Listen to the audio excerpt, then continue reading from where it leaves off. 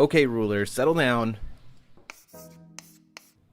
Ruler School is brought to you by Odyssey Games, where you can go to get singles for all your Force of Will and other trading card games, as well as these amazing patrons. Thank you for your support. Class is in session.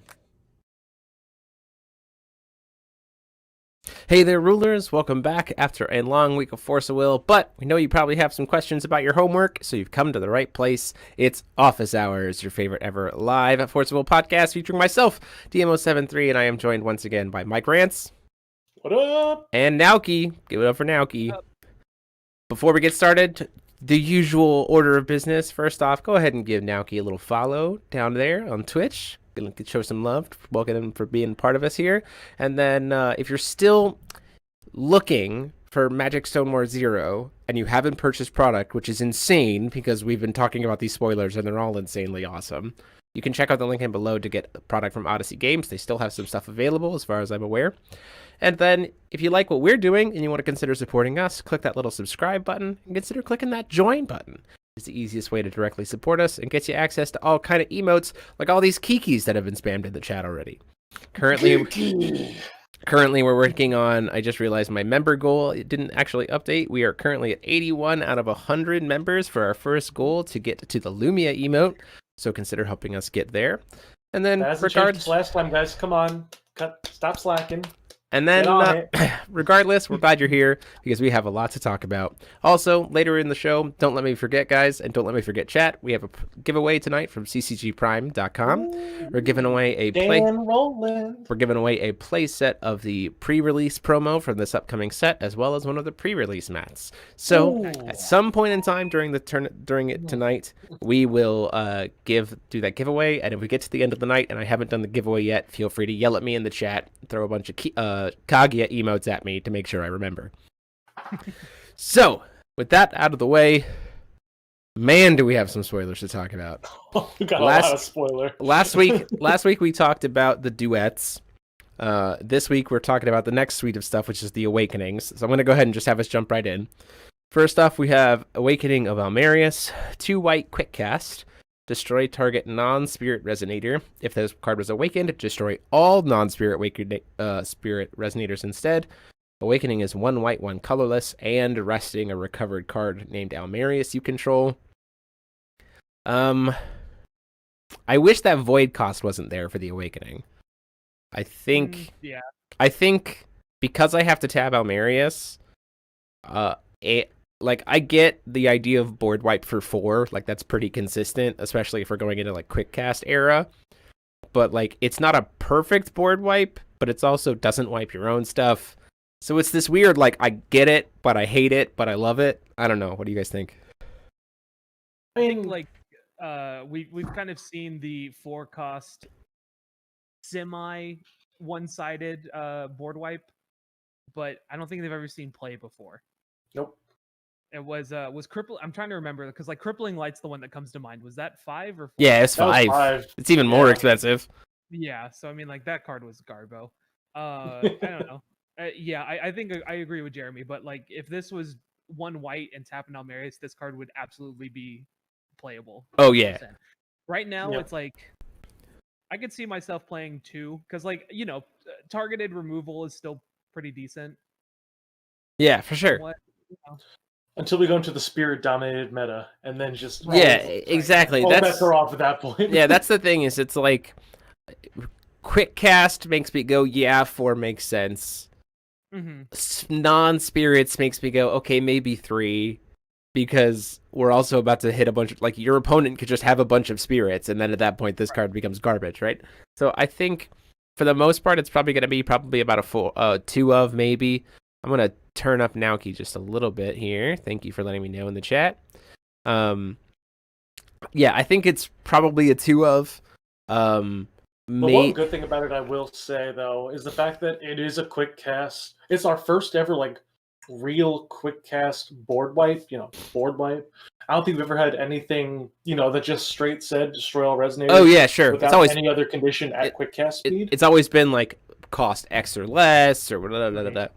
Exactly, yeah. Last week. Yeah. Yeah. Like Dark Purge, which we is saw that last week. Exactly, right. Yeah. Which is like, It's very interesting, which means that anytime you're playing against like an Almerius control deck, if they hold the Almerius up and hold up 4 stones, you're just like, what do I do here? Yeah, absolutely. And worst case scenario, it just turns into a stoning to death, and it's like, that's still fine. Like, it's a decent card. I don't think it's going to be great, but I do want to see what inventive players can do with it. Yeah, for sure. It wholly depends on how many tech spirits people are playing. Yes, absolutely. Speaking of tech spirits, we have Gullwing, the dragon spirit, big old dragon boy.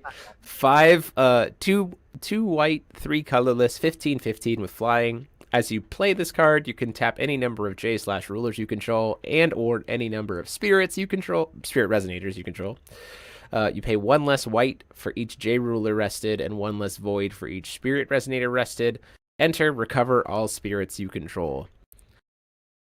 So this functionally costs 1 white most of the time if you're playing a spirit deck? Yeah, or like if you happen to get to like the other thing is that's weird about this is you could technically get this to literally be for free if you're playing a spirit deck with both Moojdart and My List. And you flip it on their front on their J ruler sides they are. So you can if you get both of them out onto the field and have 3 other spirits, you're just like Gullwing, okay? Gullwing, okay? Gullwing. Which is silly. Remember Gwyber? This is him now. Feel old. Yeah. Remember when Gwyber was just the disgusting flying free thing? Yeah, we got a new one of those now, don't we? Yeah, I like this card a lot. I like this card. You know, this feels like to me, spirits in Force of Will's history have always been like go wide, do a thing. Like it's kind of, but they've never really had like this is a boss. There's never really been like a spirit boss monster. This feels like a spirit boss monster. That being said, it's technically a 15/15 flyer that can't attack during the turn it comes into play. So like we all know how much current white dragon, Blue Eyes White Dragon, Star Dragon is really seeing a ton of play. But flavor-wise, I really like this card.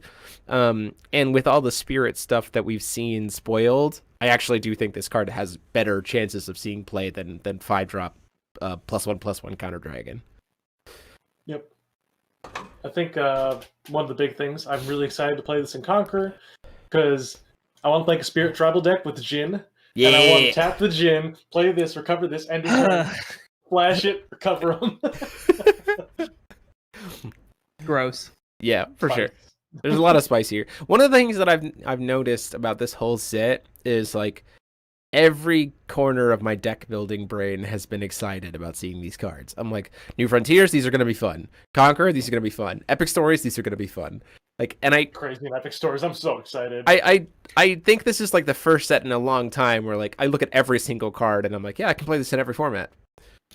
Great. I wonder how much of that is intentional. Or these are just like well-designed cards, so they work in everything. I think it's hopefully the second one because that has better long-term implications. But it would but it would also be nice with the implications of the first being like maybe the company's paying attention a little bit more. Ooh, maybe we'll get an actual Wanderer update. Sorry, I just had some flashbacks. Moving on to our next awakening, we have the Awakening of Zero.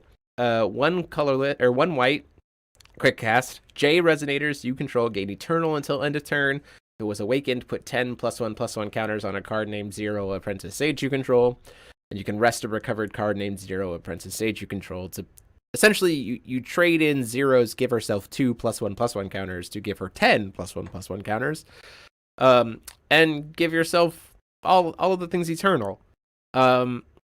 This card has some very serious implications. Eternal is great. There are certainly some problematic cards, and there's some problematic matchups that having access to being able to give yourself Eternal will help a lot. Cough, cough, Schrodinger versus Oborozuki. Cough, cough. So overall, I really like this card. Absolutely a tech splashable card for sure. Yeah, for sure. This is basically just like the defensive part of attack stance for half the will. Like, yeah, that's crazy good to me because I think attack stance is an insane card. Yeah, for sure. I like this card a lot. I'm interested to see how much of the actual awakening mode of it gets played, because like probably like namesake of the card 0. well, yeah, obviously, but it's like man, 0 just feels so awkward to play. Yes, for sure. Zero by herself as a ruler has certainly, at least from what we've seen so far, she looks like she is the revenge 6 Sage. Where like you're using her for calling for stone, and then you're gonna beat your opponent's face in when they finally kill your stuff.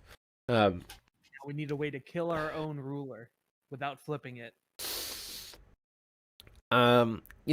Zero to me also feels like the most obvious, like, oh, I'm playing white, I'm gonna have Kaguya, 0 in the sideboard. Like that to me feels like that. When I think of 0, that's the first place I think of. Mm-hmm. Well, you put all of them in your sideboard, so it doesn't matter. Well, there you go. Yeah, I guess so, huh? Next up we have Spirit Rush. Rush of Spirits. 1 white quick cast. As an additional cost to play this card, reveal a spirit. Destroy target resonator if its total cost is less than the total cost of the revealed card. I wish it said less than or equal to or less than. And that would suddenly make this card playable. As it stands right now, we haven't seen enough 3 cost or higher spirits to just. We have our goal. We have going, but other than that, we haven't seen any 3 cost or higher spirits that justify playing this card. Because like, you have Dark Sphere, I think the black one. It's a 3 cost though. Tinkerbell is 3 cost as well. Yeah, that's fair. If you're playing Tinker. I just don't think we've seen enough to make this card want to be like. We need some better higher cost spirits.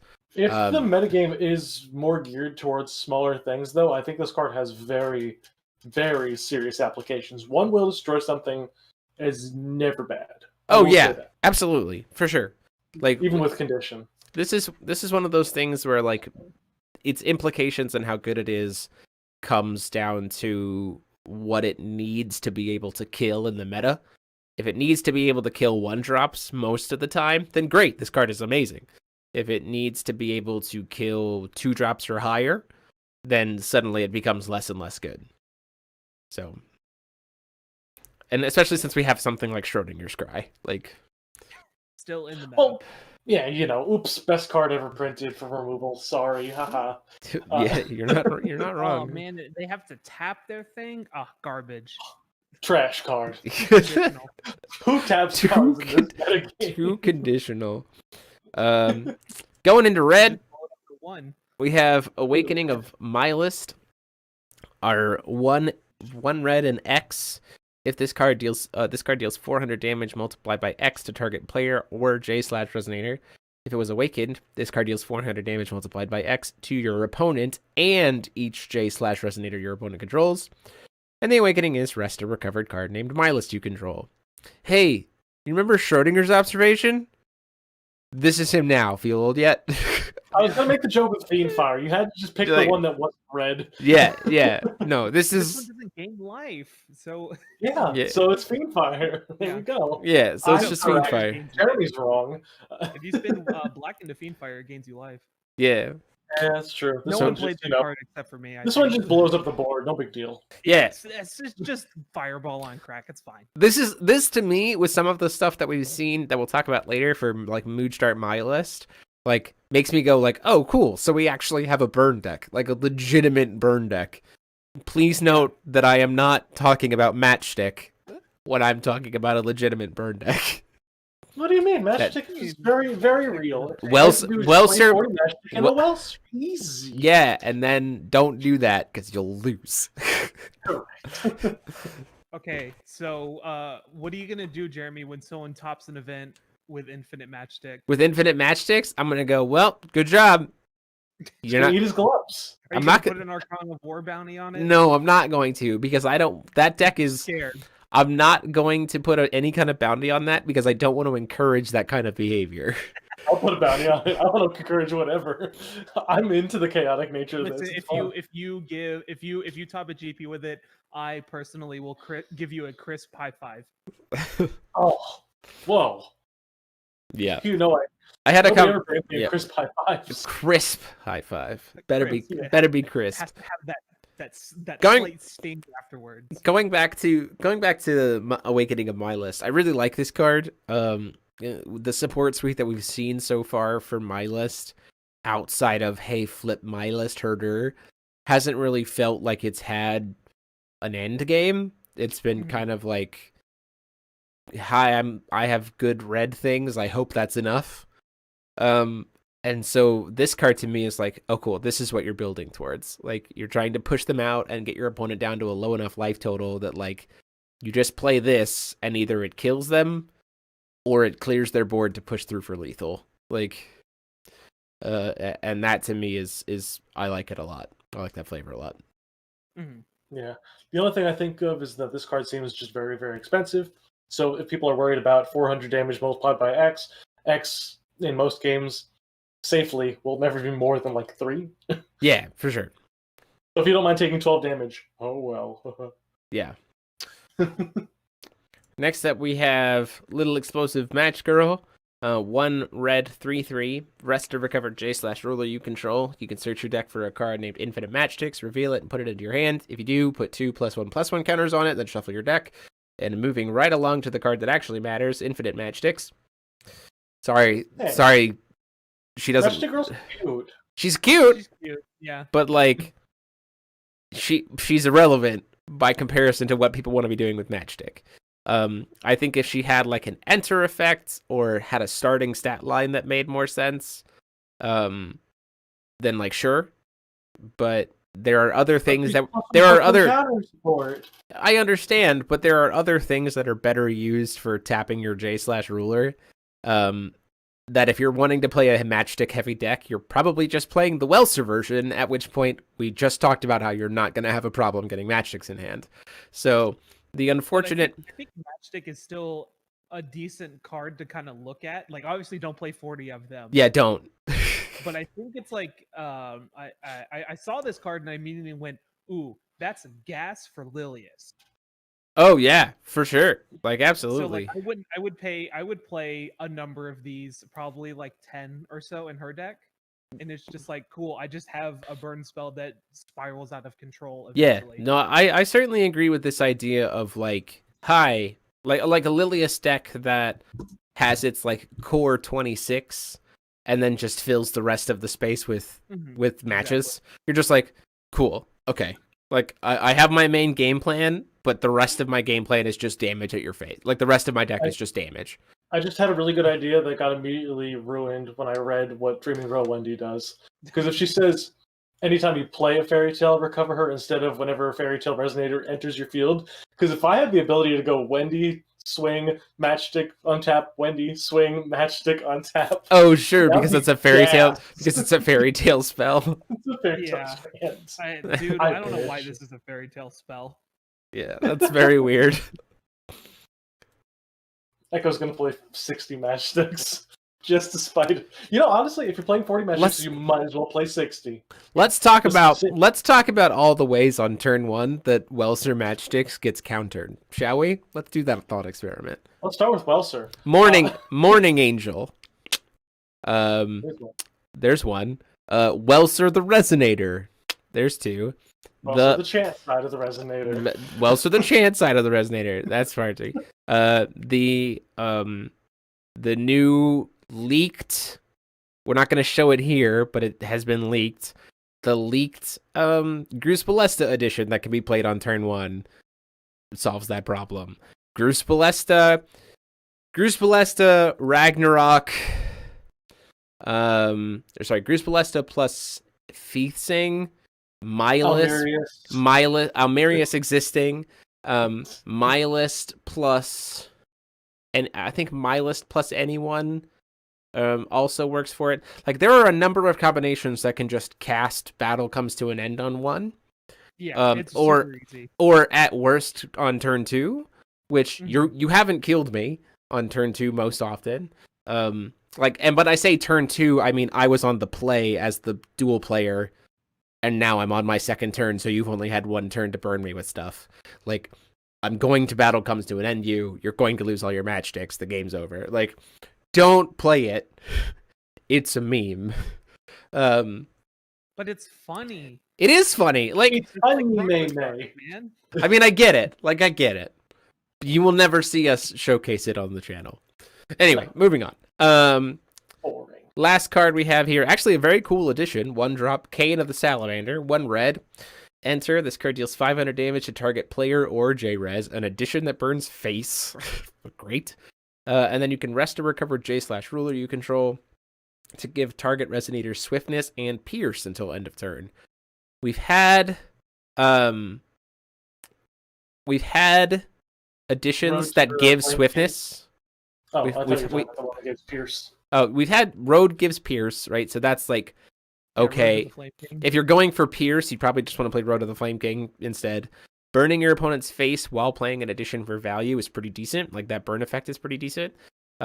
We've had additions that give things that shouldn't have swiftness before, and those tend to be pretty impactful. They can be pretty impactful. Yeah, and this one's one that costs 1. I think that if this card didn't have its enter effect, it probably wouldn't see play. The fact that it does have this enter effect makes me go like, Because it's a thunder. Yeah. Oh, it also does things later. Yeah, it's just like a... And it deals with like almost every relevant 1-drop in the game, which is kind of really good. Yeah, it does a lot of good stuff. It gives you board control and also lets you cheat swiftness onto things. And cheating swiftness onto things is... Yeah, hey, I heard playing your 15/15 Spirit Dragon for free and then having this on field might be a little bit more relevant. Hey, yeah, no. Look at that. Yeah, no, there's certainly... This certainly has my attention as something to either... Like, especially even just splashable. Like, it's just 1 red. Like, it's very easy to play. To find space for it. This is very relevant for Necronomicon. That card is going to destroy this thing. Oh yeah. Of course. The thing that with Necronomicon, the things that I'm most like happy about Necronomicon are stopping the roads, stopping something like Cage of Mother Goose, stopping Schrodinger, like. Oh yeah, that too. That's like good. Like. There is Necronomicon has implication in the meta for things that people are wanting to play. Kane is not one of them. You sure about that, Jeremy? Come on. I don't think so. Next up, we have the saddest of the awakenings. Awakening of Moodstart. 2 blue, non-quick cast. Draw 2 cards. If it was awakened, draw 3 instead. And the awakening is rest a recovered card named Moodstart you control. This card is essentially make Moodstart's ability a little bit better for 1 turn by paying 2 blue at non-quick cast speed. I would rather just play the split 4C card, honestly. Exactly. Like, it's unfortunate. And it's also out of these. It's also really unfortunate that like the split 4C is in the same cluster as this. So literally anytime you want to play this card, you can just look at split 4C instead. Which is sad. It's continuing the trend of Moodstart not getting any attention. Until next week, spoilers. Can we get some cries in the chat? I'm going to throw some cries in the chat. I'll throw some Fs too. Yeah, just get some crying Kaguya in the chat for Moodstart. Poor Moodstart. Beautiful artwork, though. Sad. Oh, it's great artwork, but the effect just like... Yeah, exactly. Next up, we have Never End. Fairy Tale Dragon. 1 cost, 1/1. With flying, on enter you draw a card. This card gains +14/+14, and fairy tales you control gain eternal, as long as there are 10 or more fairy tales in your field, under your control, and or in your graveyard. That's why fairy tale spells exist. Is to make this guy better. Rest and recovered. Rest and infinite matchsticks and call it a day. Yeah, perfect. Rest a recovered J/ruler you control. Cards you control and cards you own in non-field zones gain Fairy Tale until the end of turn. So you can just like suddenly turn on having Eternal and +14/+14. I like this guy a lot. Yeah, for sure. The big, like, very exciting design. Yeah, I like this guy a lot. I think that I think it enters and draws a card too is just like, I love replacement effects on stuff like this, and then it's just like, by the way, I'm also a win con. This feels like the same kind of feeling of like what Wise Dragon is supposed to be for Celesta, but for like a blue, like a Mooj Dart focused like control deck. Like you want it to be cheap so it doesn't disrupt your control options. You want it to be able to protect itself effectively, the cantrip part of it, and like being able to serve as a win con. Like to me, that's great. Like this is absolutely well designed for that feel of like one of the best designed boss monsters we've had in, I think, the last probably like 3 years of Force of Will. Yeah, like, this thing is beautifully designed. I like this guy a lot. I like this guy a lot. Obviously, his strength he gets better the slower the meta gets, right? And so, like, right now, I mean, we've certainly seen some stuff out of Blue spoilers that we'll talk about that feel like Mooj Dart might have a chance of really forcing your opponent to slow the heck down, which is good, and then that pushes towards what this card wants to do, right? But we'll have to see exactly how that plays out.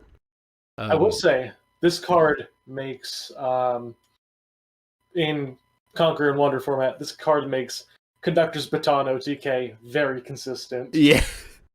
And I am so hyped for that. Here tonight. I'm so ready for the Conductor's Baton meta in Conqueror. Yeah, let's do it. I will feature that on your channel, Jeremy. Okay, you got it. You get it recorded. I'll get it posted. Beautiful. Next up, we have Never Ends Roar. 2 blue and 1. As you play this card, reveal any number of Fairy Tales from your hand. Remember Fairy Tales, so your chants work for this as well. Or if you've used Neverwind, every card in your hand. Yeah, or if you've used Never End, every single card in your hand. Yes. Rest X entities your opponent controls, where X is the number of cards revealed to play this card. They don't recover during their controller's next recovery phase. This can hit stones. It's gross. This is what I'm talking about again, of like, this is a card that, as the meta stands right now in terms of speed, the fact that it's not quick cast keeps it out of reach. But if Mooj Dart can show itself to be a slow the heck down kind of deck successfully, this card certainly has a lot more impact. Because like there's a lot of things that, like hitting a stone, it also says like entities, so like if your opponent has a J ruler flipped, this can tap down that. Like there are some things that this card can certainly do.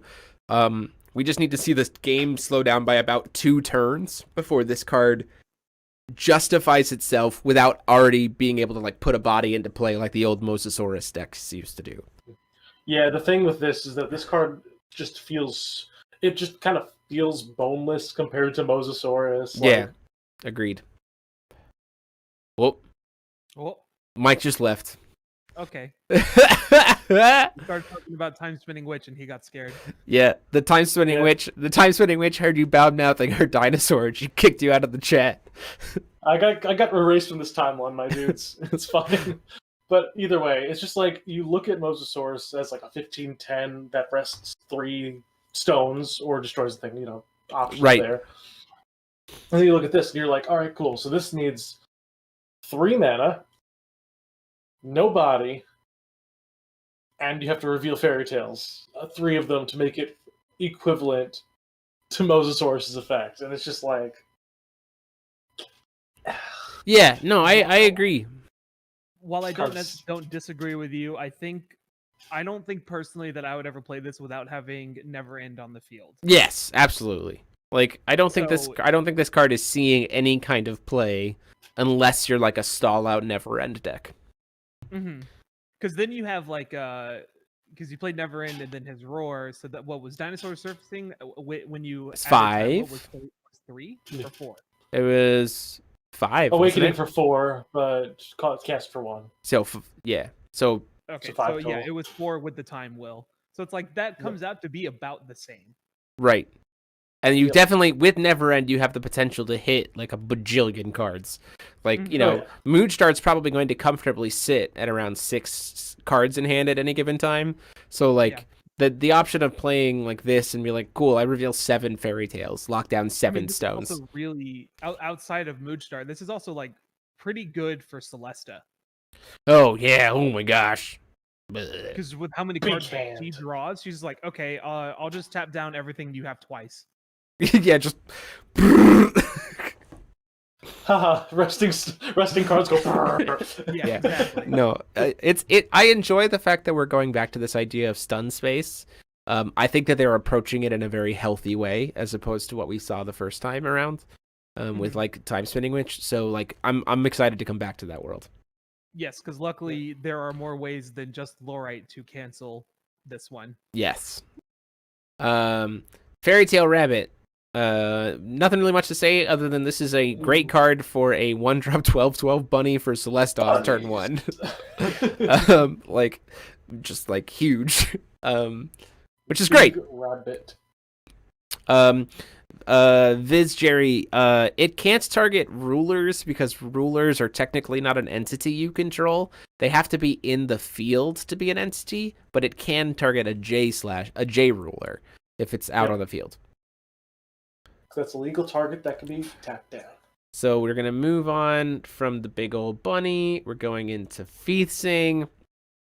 Awakening of Feasting. I love how you just skipped over the rabbit. I did. I mean, like one of the best 1-drops. It is. It is probably one of the best 1-drops. Again, for that idea of like, I want the game to slow down. Like a 1-drop 12/12.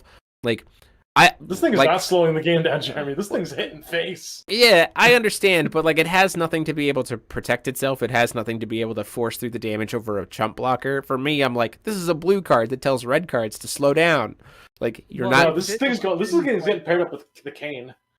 Yeah, I was just about to say the Kane. Blue-red Kane. Let's go. I'm about that life. Start. You produce your red, play Kane, get a blue stone, play bunny. Easy. Wham, bam, Game bam. over, man. We've done it. We've done it. Solved the meta. Rabbit doesn't draw your card bad. Next up, we have Awakening of Feasting. 1 green and X. Search your deck for a Resonator with total cost X or less. Put it into the field. If it was awakened, search for 2 different Resonators with total cost X or less instead, and put them into the field. Then shuffle your deck. Awakening is rest a recovered card named Feasting you control. Hey guys, Kaguya's Moonbeam Butterfly is back, but worse, but also better.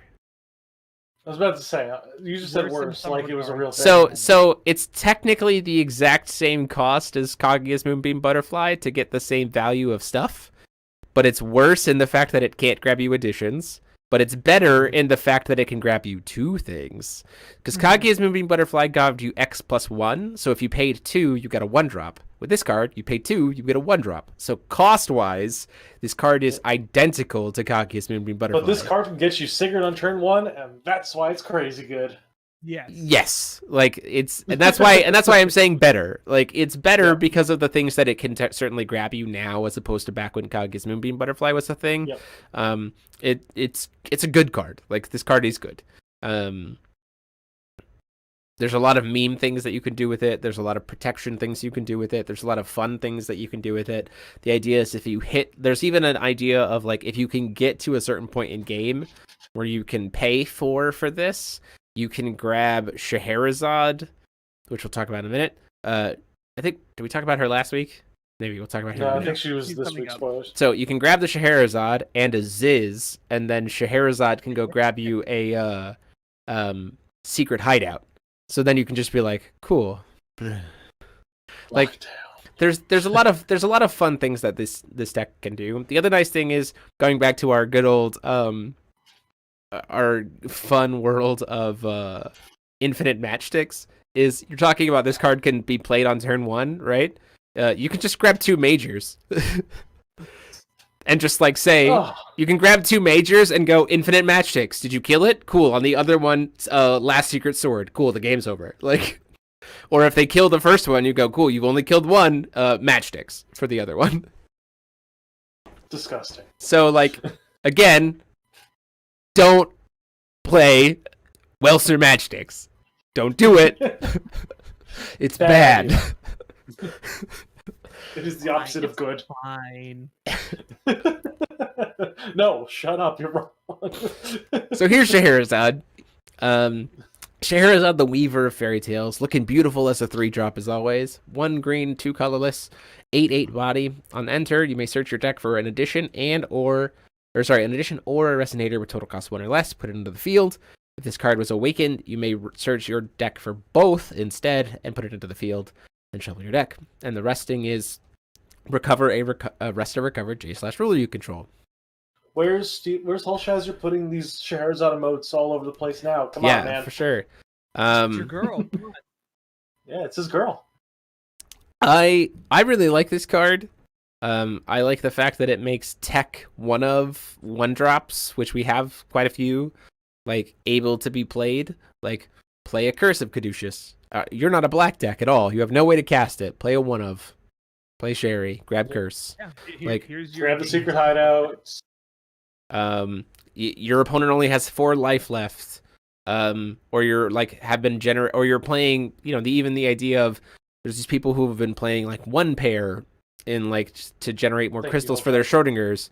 Just like go grab Shadow X, and like, oh, my opponent's close enough. Shadow X, like sneaky things that you can do with Scheherazade, as well as cool tech choices that you can do. I love this card.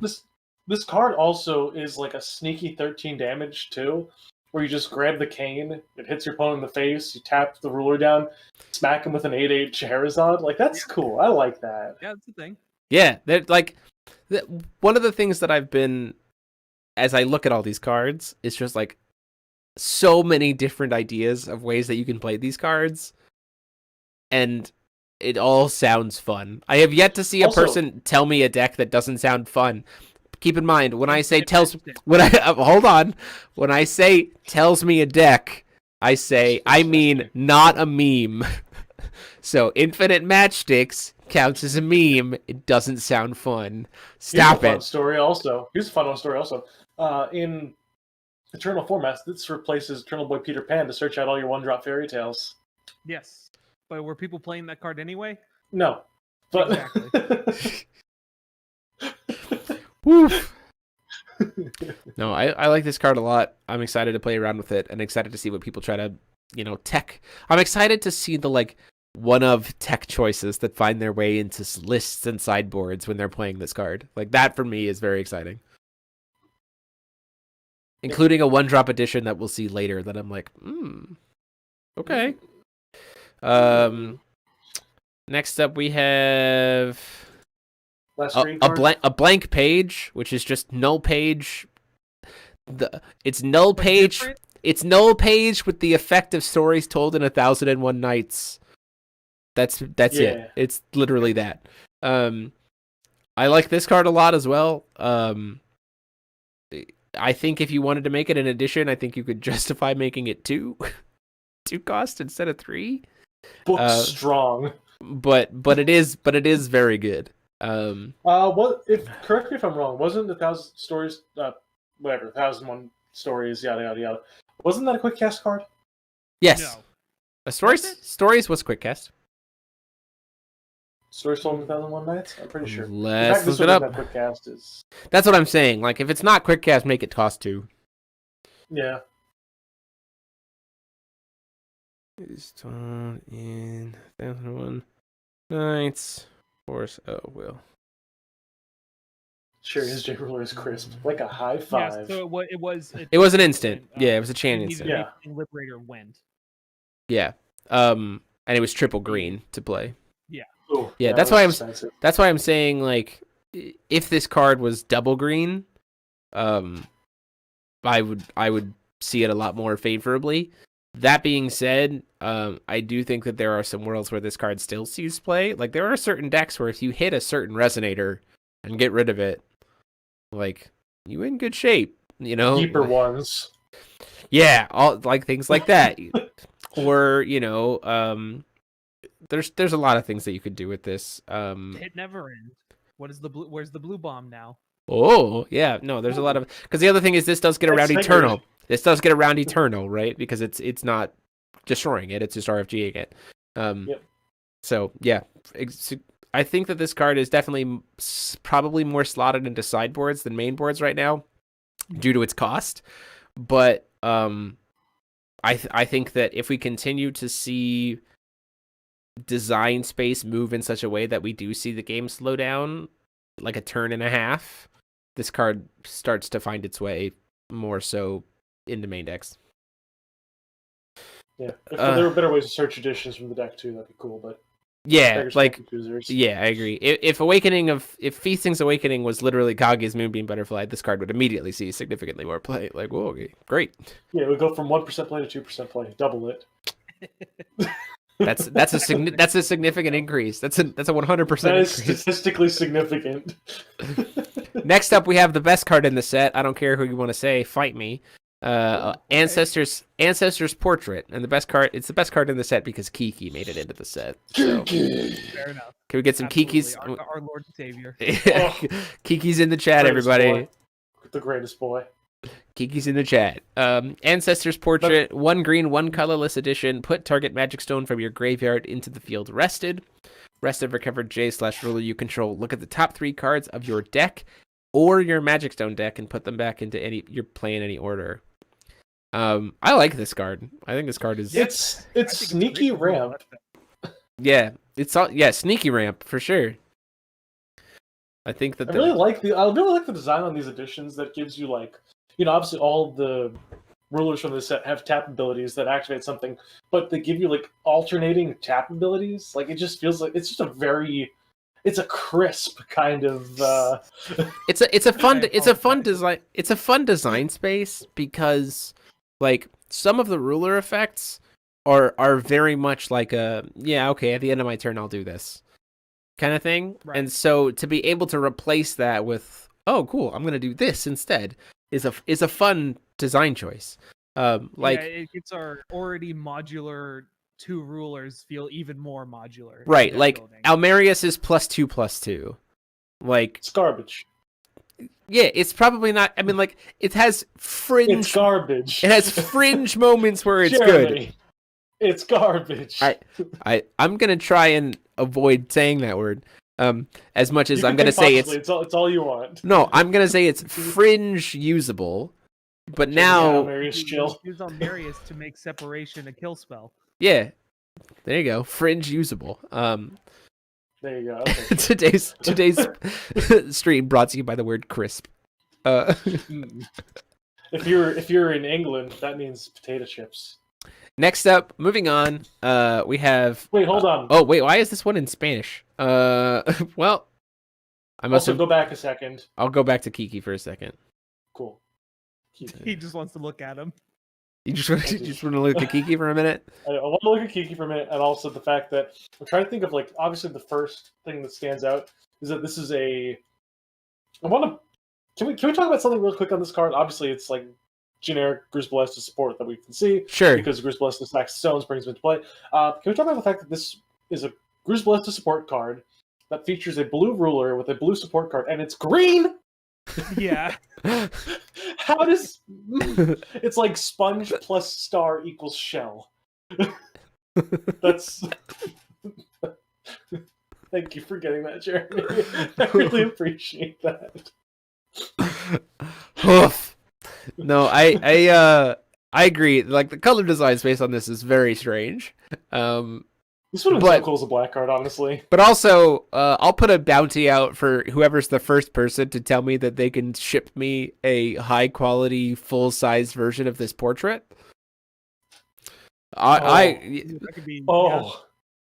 don't know what it. I don't know. I don't hang it right in the middle of those two. Yeah, I don't know. There's a spot right there. I don't know what the prize will be, but if you can get me an actual nice-sized, high-res portrait of that artwork of Kiki and Celesta, you getting something. I've already tweeted at Matsuriko Yoko about this card, thanking her for bringing Kiki back into the limelight. If I ask her well enough, maybe she'll just take Gru's Ballista out there and give me a full portrait version of it. And if she does, I will scream. Yeah, for sure. So I found the not Spanish versions of the spoilers. We have the Awakening. Nice. Can you read it in Spanish for us, please? No, I cannot. The Awakening of Gruus Ballesta, 1 black, 6 colorless, quick cast. Why did this card have quick cast? You may pay 2 less to play this card for each different name among all Magic Stones you control. Magic Stones you control become 10/10 Resonators until end of turn. They are still Magic Stones. If this card was awakened, they gain Swiftness, Barrier, and Eternal until end of turn. Awakening is request a recovered card named Gruus Ballesta you control. May I point it? Quick cast, because Gruus Ballesta's secret technique was also quick cast, and that was a fine card, right? That was very balanced. I'm very glad that they balanced the card again. Yeah. So the only reason why I don't like the fact that this card is quick cast is the fact that Gruus Ballesta can get to 3 stones on turn 2. Every game, literally every game, like without having to spend a single card in his hand. Like a Gruus Ballesta will. I don't think so. I doubt it. I doubt that they do. Because if you haven't noticed, Jerry Felix, you bring up an excellent question in the chat. Gruus Ballesta's tap effect is tap : so the only portion of the cost is the tap, and the effect says banish a stone, put a stone into play rested. So if you tap Gruus Ballesta and you don't have a stone to banish, you still get a stone into play rested. As it stands right now, without using any cards in his hand, Gruus Ballesta will always have 3 stones on turn 2. I don't hate that. I don't hate that as a concept for Gruus Ballesta because they're clearly pushing this have stones of multiple different names. So that's fine for me. My only problem is the fact that this card costs 1 starting on turn 2 for Gruus Ballesta. Do you see them clarifying that? Or do you think that's as intended? I think it's probably as intended. Okay. But and so here's the reason. Here's the reason why. From what we've seen so far, 3 stones of different names is the first threshold for Gruus Ballesta to hit. Lilia's Petal and this card, right? I imagine we probably see some cards that push him up to a higher threshold. And so having something built into himself that allows him to turn on that threshold quickly to keep up with some of the other stuff that exists, in my mind, is probably why they designed it that way, which is fine as a whole. My problem is, with this card, that it makes it a 1 cost. That being said, you're not going to use it on turn 2 because you're dealing maximum 2 grand of damage. And that feels bad. But also, like, turn 3, you can just cast it during the upkeep and then do whatever you want. I feel like it was an oversight. That's whatever. Yeah, so we'll see. I agree. It feels like that they want you to sack a stone. Yeah, we'll have to see. I can see it going either way. I would be fine with it going either way. My only reason why I don't like it is because this card has quick cast. That's it. That's literally my only reason for not liking it. Because I like the idea of being able to have Lilia's Petal turned on like as a control card starting on turn 2. I like having stone combo without BFA, Arla. Yeah. Sure. At least you don't get infinite attacks. Like you still have to have the stones to be able to do it. Right. I as a stone combo goes. As a stone, as a stone combo goes, I like this a lot. I like this more than Gruus Ballesta's technique in terms of balance, because you have to rely on all your stones pretty much to try to push through for lethal because it animates all of them. Like you are kind of like all in on this card a little bit. Like it takes a little bit more commitment to get this card to like combo off successfully than Gruus Ballesta's secret technique, where all you needed was 1 stone, which I'm okay with. Like I think that's a good counterpoint to this. As a bolder myself, I feel very very invalidated by this card. Just saying. Okay, moving on to what is, in my opinion, probably the best spirit we've seen so far. Maybe not. Actually, we saw the blue spirit today. Coolest so maybe, one. Yeah, I was about to say, this one's real strong, though. So this is Dark Sphere, Spirit of Dark Knight, 1 black, 2 colorless, Flying Bane, 5/10. So a stat line that actually makes sense for Bane. Thank you, finally. Enter, put target resonator from your graveyard and from your graveyard into your hand. If you evoke this card, you may return target card from your graveyard to the field instead, and it's rest or recovered darkness J/ruler you control. I think this is like probably potentially playable outside of Crucible Lesta decks. Like, this card is very often like a 3-for-1. I just want to put that out there. Yeah, no, this like, card is very good. A value bomb. Can we also talk about the fact that this artwork is just like on point. Skeleton Raven Man with like Plague Doctor vibes, and I like it. I don't know what he is, and it's just his name's dumb. Dark Sphere's dumb, but like look at that design. No, it's good. I like it a lot. He's spherical. Spherical. Oh man. Okay, that's going Kiki posting. I like this. I like this card a lot. I like Book of Ibon on a body for 3.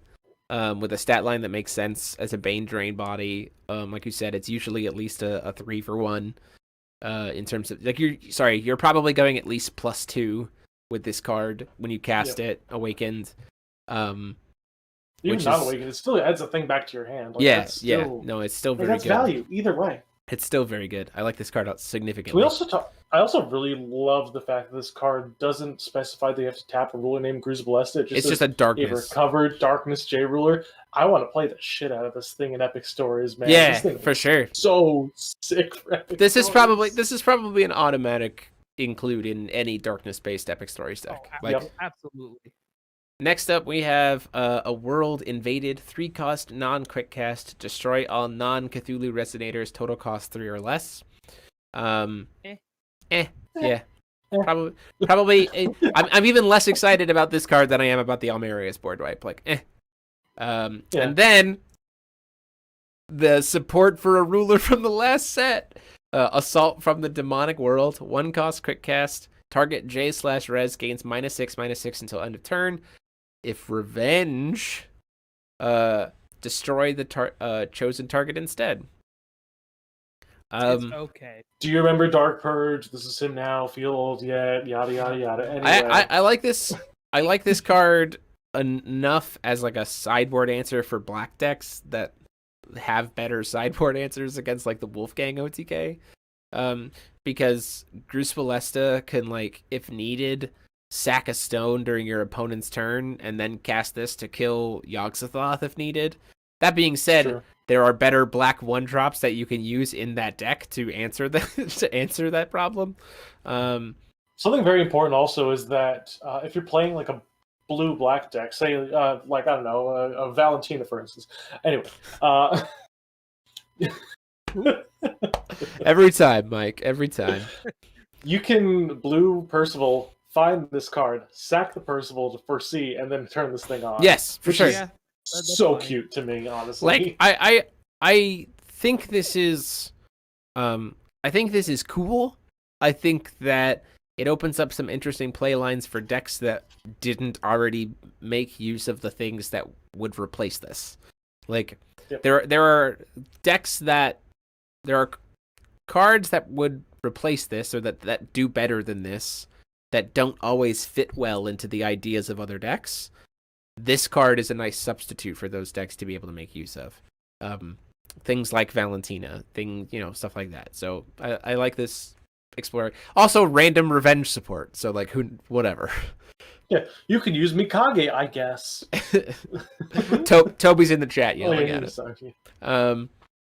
We are going to go ahead and jump into the rest of the spoilers because of the fact that I think with this week being pre-release, we won't have spoilers next week because the full set will have been released. Baby. Yeah. So we're going to go ahead and jump right in to our Blue Spirit. This is all like Mood Start My List stuff. We have Fiola, Spirit of Oblivion. We skipped over one. We did. We skipped over a bunch. Oh, okay, so we're just skipping? We're just skipping some stuff. I'll tell you which one we're talking about. 2 blue, quick cast 5/6 on enter. Put target non-resonator spell from the bottom, or non-resonator spell on the bottom of its owner's deck. Remove this card in your graveyard from the game. Put 4 +1/+1 counters on a water J/ruler you control. Hey, it's a blue counter spell.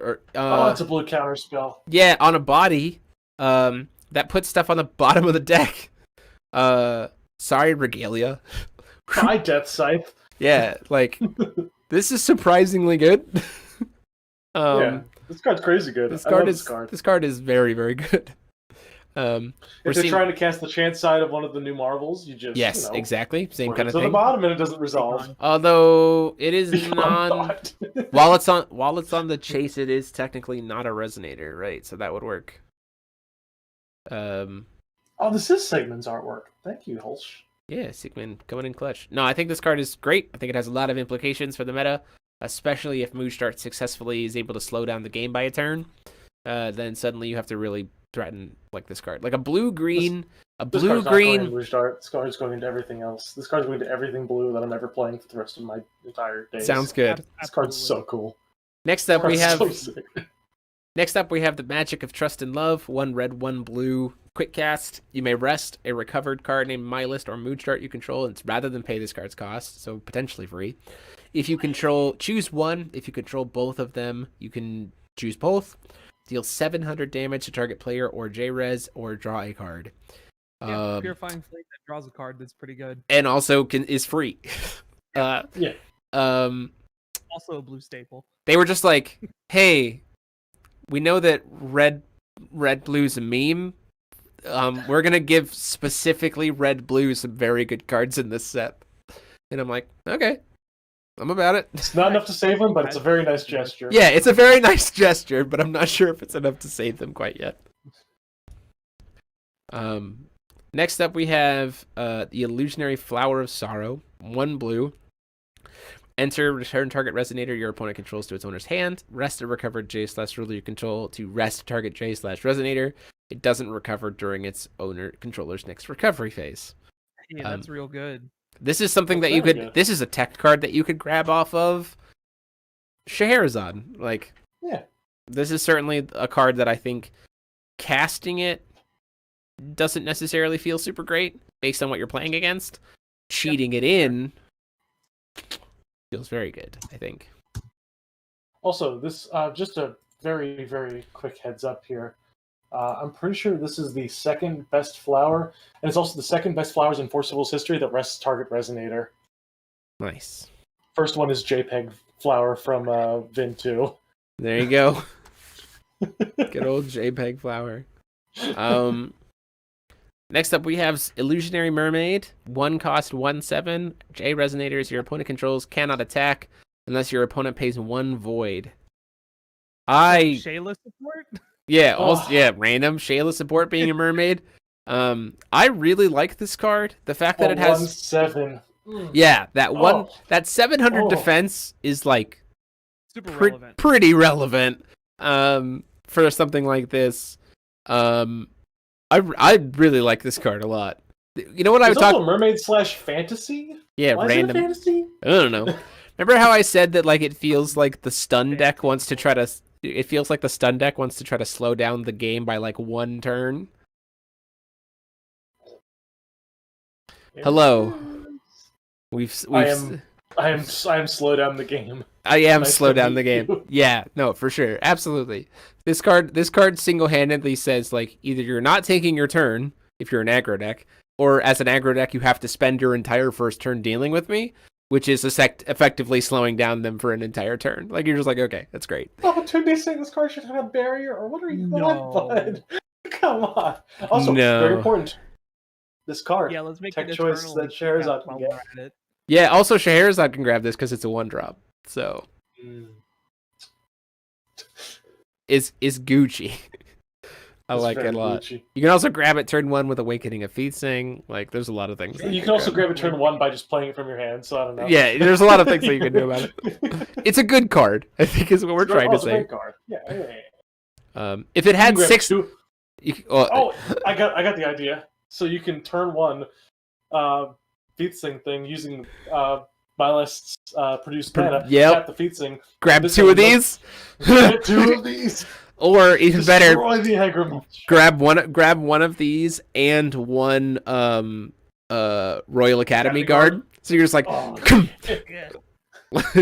death and taxes. With significantly less death. just more taxes. Tax and taxes. Tax and taxes. Moving on to the red Cat spirit. ties. I would imagine that we probably see at least one spirit for every color at this point, like in the super rare slot. We have Elfina, 2 red quick cast, 10-2. When this card is put into a graveyard from the field, it deals damage equal to its attack to each J/Resonator your opponent controls. Yikes. Remove this card from the graveyard, put 4 +1/+1 counters on a fire J/ruler you control. Woof, this card is good. The fact that this thing has quick cast as a 10-2 with the death trigger is kind of crazy. Yeah. Like, Yeah, it's crazy. Like, we talked about quick cast board wipes before, and they haven't always been great. Please meet Elfina. Elfina's like, no, I got you.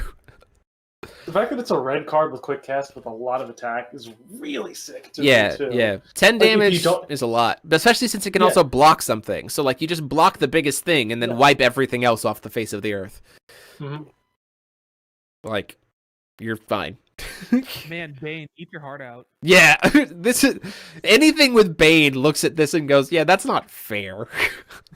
It feels a little one-sided, if you ask me. Yeah, no, for sure. Also, it says you'll never go wide again. Yes, for sure. Also, like artwork-wise, beautiful Don't card. really know what I'm looking at, but also, yeah, very nice. Another Moonstart Mindless support card, Sacrifice of Words and Memories. 1 red, 1 blue, 1 colorless. Pay 1 red less if you control Mindless, 1 blue less if you play Moonstart. Search your deck for a fire spirit and or a water spirit. Reveal them, put them first into your hand and the second into the graveyard. Then shuffle your deck, recover a ruler you control. So, whichever one you reveal first goes into your hand, whichever one reveals second goes into the graveyard. Those work really well with Elfina and Fiola. Mm-hmm. Just throwing that out there.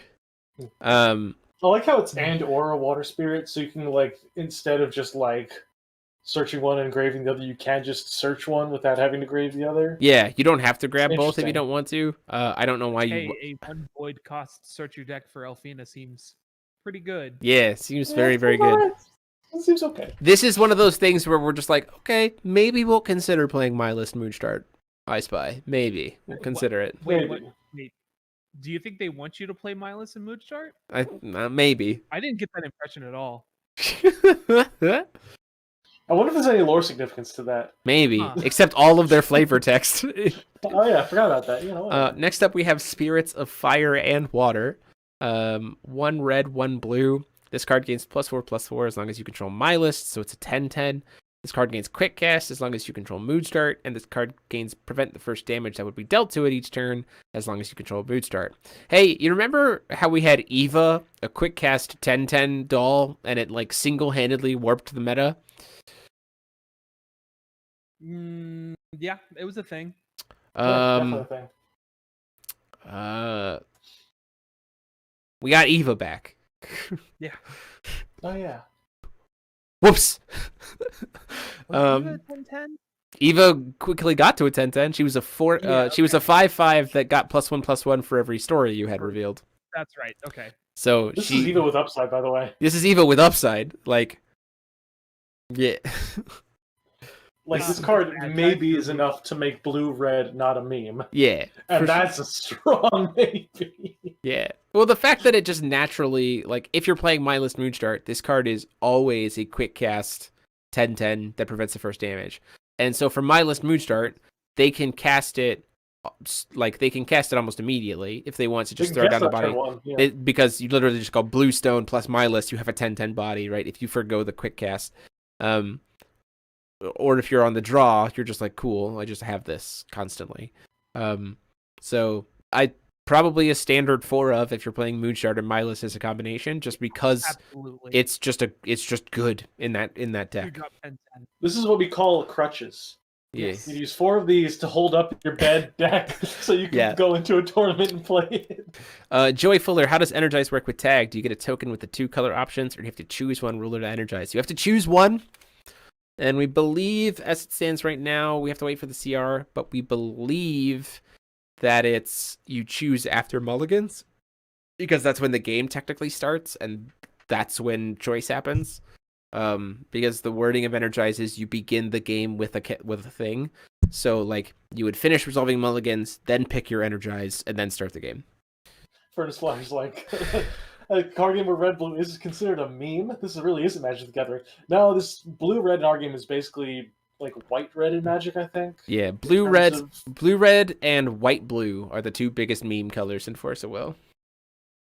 So we play America, so we get all that spirit support. It's red, white, and blue. Let's go. American Spirit. I did make that 4th of July Reflect deck a while back. Crowning achievement. Next up, we have the Fountain of Trials. 1 red. Spirits you control gain swiftness. And tap, recover a fire ruler you control. Spirit Library of Alexandria for 1's pretty good. Yeah. Yeah, this is good. My list was just like, I'm a my list spirit deck. Turn 1. Like, there you go. There you go. Only unfortunate thing is that like your the spirit that you're trying to put out is the one with quick cast. So oops. I do say that I like the fact that the text says recover a fire ruler and not a J/ruler. Thank you for making that distinction so that my list can't swing twice. Good decisions. But very cool card. Again, we've talked about how additions that provide swiftness to things that shouldn't. Like that with Darksphere. Like, hi, I'm Darksphere. I'm gonna grab another spirit from my graveyard, put it into play. We both have swiftness. By the way, I have flying and drain or bane. Like doesn't have drain bane. Nope. Good. Next up, I think we only have 4 cards left to go. We have Chiffon, the Spirit of Guidance. 1 white, 1 colorless, 6/6 with flying. On awakening, to recover or rest a recovered light J/ruler you control is the cost of the awakening. Enter, destroy target non-magic stone entity your opponent controls. That's just a good 2-drop. Like, It's nothing to super write home about, but like if you weren't going to use Almerius's tap to give +2/+2 anyway, might as well pop something. Literally, it's a tempo 2-drop with flying on a 6/6 body. Like, can't argue with that. That's a good card. And it's non-magic stone entity. That's just so versatile. It's really versatile in Epic Stories, so you can just, answer whatever you need. Play politics. Yeah. Listen, man, I've got the chiffon. What do you want to do? Yeah. No, what does the table have? Yeah. Yeah. No. Are you gonna pay for that? Stop that. This is a cool card. I like it a lot. Speaking of other cool cards, we have Minfia, Storytelling Girl, 1 white, 1 blue, Spirit Fairy Tale Human, 4/7. Rest a recovered J/ruler you control. Put 2 +1/+1 counters on each Spirit and/or Fairy Tale J/Resonator you control. So, like, again, remember how Almerius has a tap, pump something up temporarily, +2/+2 effect? Minfia's just like, nah, what if we just permanently pumped up all of our stuff +2/+2 for the same thing? Yeah. Card's good. Card's good. That's great. I want to play it in. It's also a Spirit Fairy Tale Human. Yeah. Just like put it in. I don't. What was the last 3 type thing we had? Guinevere. Yeah, I think so. Machine Gwen. Yep. This one's got 3 super relevant tags. And also just beautiful artwork. Like, oh yeah, it's super. Has anyone else been super excited about how little reprint, like our reprint numbers have gone down, and like the amount of new artwork has like skyrocketed? And I'm just like, yes, Very yes, nice. thank you, please. Back in the right direction. Mm-hmm. Next up we have Symphony of the 2 Great Dragons, 2 white, 2 blue. Return all non-magic stone, non-J-ruler entities to their owner's hands. If it was awakened, you may put a spirit and/or a fairy tale from your hand into the field. Awakening, rest a recovered J/ruler you control. Hey, it's a and/or better rising from the depths. Yeah, yeah. I really like the and/or, honestly. Yeah, no, it's good. It's good. Also, if you what is it? If you do a spirit and a fairy tale, if you do never ends effect to make everything in your hand a fairy tale, you can just drop whatever you want from your hand. Yes, correct. You're not wrong. Like yeah, there's a lot of cool stuff. I'll drop some Moticos, it's fine. Furnace Flyer, there's a lot of 2-drops in this set. I would actually say that this set has seen a predominantly larger amount of 2 and 3 drops. And like even into like playable 4 drops, like things that, when I say playable, I mean like, again, that idea of the game needs to slow down about a turn and a half to get there. But I think that speaks to where the future of the game is headed in terms of like when Alice Origins drops off and stuff like that. Like Alice Origins had so many 1-drops in every single set. Like everything was a 1-drop. Mm-hmm. Everything else was a 2-drop. Maybe we saw 3 drops. The 1-drops power crept the 2 drops right. in this the set. Origin cluster. Saga cluster we've seen this like recentering of the power to like 2s and 3s, and like printing less like 1s, which is great. We're like reeling it back in. It takes time. I like 2 drops and 3 drops much better than 1 drop. Yeah, I agree. Mm-hmm. I agree. So it's nice to see us going in that direction. And then our last card is kind of a meh way to end tonight, but it's Gathering of the Six Ages. 1-cost quick cast. Recover a ruler you control, draw a card.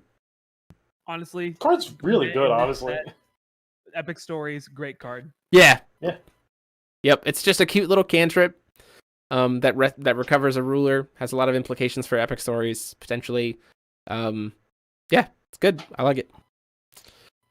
I don't think there's been a card this set that I'm just like, this is awful. I guess the only real card that I've seen that I've said is, this card's awful is Matchstick Girl, because like... and Purple Mist, doesn't do anything. Yeah, well, Purple Mist, I view... Don't. Hold on. I'm not defending Purple Mist. I'm saying that I'm not... I'm not defending Purple Mist. What I am saying is I'm not... trying to make sure it actually got spoiled before I talk about it. Jeremy here about to drop juicy so details. I have no knowledge, so I'm gonna say Moon Incarnation attached to Purple Mist might be okay, depending on what Moon it is. Yes. Okay. Cool. I have confirmed that the card that I was potentially about to talk about has not been spoiled, so I'm not going to. Can't be doing that. So I'm not gonna say anything. What I'm saying is, the only real boo. The only card that I'm saying, like, the only reason I'm not saying like just to Moonstart is because of Moon Incarnation being attached to it and some of the things. Wait, didn't we say last week that Duet of Water was kind of dookie? No, I thought Duet of Water was okay. I think the card that we saw for this week was Awakening of Moonstart. That was probably like that's dookie. There we go. There we go. So I mean like there's been like maybe 1 card a week where we've been like meh. So I think that's pretty good.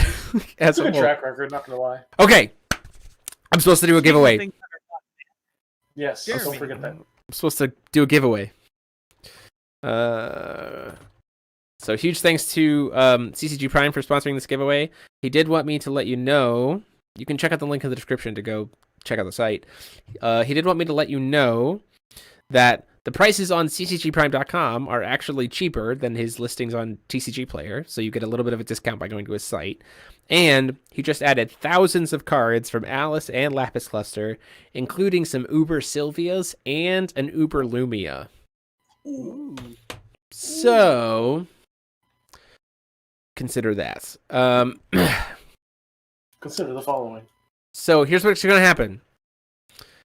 Do I want to say, okay, what card? Here's the entrance. I'm going to give you a few minutes. I'm going to set a timer for the chat. You have into the chat to put in what card are you least excited for that's been spoiled so far. Give me your answer in the chat, and you'll be entered in the contest. I will give you 3 minutes.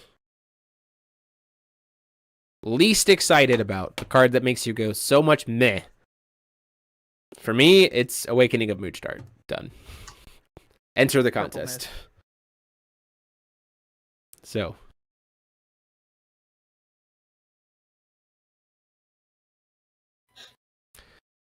You already knew mine. You're least excited?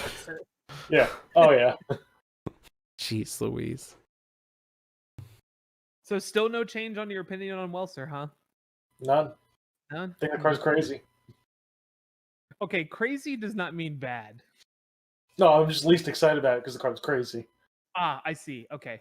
Yeah, his implication is that he's not excited about it because he doesn't like what it could potentially do. Right. Yeah. Gotcha. Yeah, that makes sense. I'm kind of disappointed we didn't see more Cthulhu's. Yeah, I think we've seen the entire suite at this point for that. I mean, like, I don't look at them and go, something's missing here, but like, more tools would be fun. I feel like there's one Cthulhu that's missing, like a big name Cthulhu that's missing. Oh, we didn't get Cthulhu. Yeah, Cthulhu's didn't show up. Unfortunate. Like I was late to the party. He was MOA, so I guess that makes sense. Yeah. We didn't get Black Moon.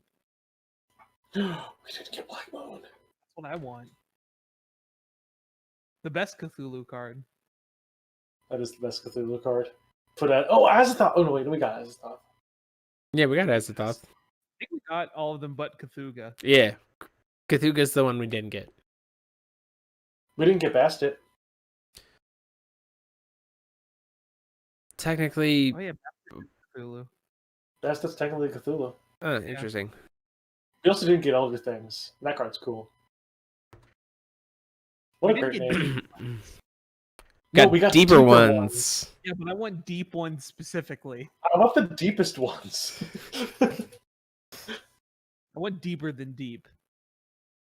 I want deep wood ones. It's a blue-green Cthulhu. That can't be that can only be played in Wolfgang. There you go. There you go. Well, we didn't get an Adam Brawley, but I mean we got. Oh, that we didn't get last Biaki. Thank you, Steve Holsheiser. Very, very important. Yeah, Can't Biaki. Yeah, Biaki didn't show We up. didn't get the Or the Return King Yellow. Ally, Hollow Flame Shadow, Lurker in the Null, Null Illusion, Keep going. Witch's Minion, Essence of the Void, Variant Essence of the Void, Variant. Emissary of Hrella. What? Oh, okay. Okay, that's it. I've got our entrance. So, again, this is for a playset of the pre-release promo for this coming week, and the pre-release playmat. And our winner is Victoria! Hey! Victoria Rebels. You joined for the bunny. You stayed for friendship. You left with a prize. So, there you go. Victoria, go ahead and send me, you can just Facebook message me your email address and your address and stuff, and we'll get that sent over to you from Dan. So thanks to CCG Prime. Mike's just gone. Okay, so Thanks. Sorry. Thanks for CCG Prime for sponsoring that giveaway. We're super happy to be able to do that. And yeah, so to kind of close things out tonight, if you're as excited about the spoilers as we are, be sure to check out down below. Odyssey Games is still selling product, still has it available, so you can check that out. And then when the set does come out, I know that CCG Prime will have tons of singles. So if you're looking to finish out what you bought from Odyssey, didn't get everything you want, go check out CCG Prime to get singles, as well as those old school singles if you're interested in picking that stuff up for epic stories, because this set supports so much epic stories you want to get into it. Or for Conqueror, because you want to support me and my friends and what we do. Yeah, that too. And then if we made you laugh, if we made you smile, if you like Forcible content and want to continue to see us improve and grow, consider clicking that little join button down below. It's the same as a Twitch subscription. In fact, there's multiple different tiers, just like Twitch. And it helps to support the channel, to be able to help us buy new equipment, travel to events when they happen again, and all kinds of cool stuff. So maybe even help us sponsor an event.